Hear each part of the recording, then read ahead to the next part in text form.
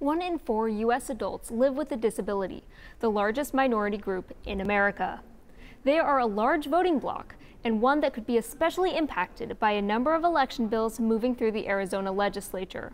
Mia Marquez spoke with voters with disabilities to see the effect election changes could have on them and how they're working to increase voter accessibility. George Garcia has always known voting from a disability angle. He says any voting changes could create new challenges for voters like him. A lot of people with disabilities are not able to get to polling stations. They lack transportation. They may not have the ability to wait in line for a long time.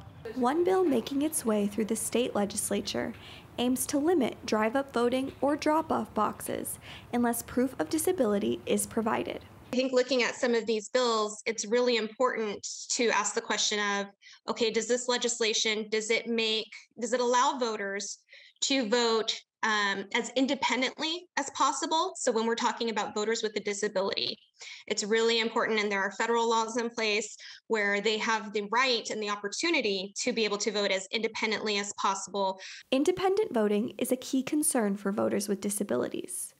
One bipartisan bill intends to increase privacy by providing a remote accessible vote-by-mail system for visually impaired voters. I think that voters with disabilities would like to know that the polls are ready for them.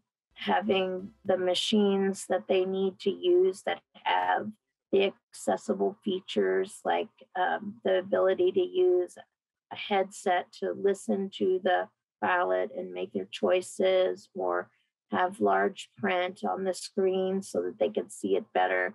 Advocates say that providing voter education also empowers voters with disabilities to feel confident as they head to the polls. You know, everybody's going to be impacted differently, and I think that's why voter education is so important, so they can understand what the rules, because the rules for each election do change. Based on the number of election-related bills in the legislature, the voting process in the next election could look different.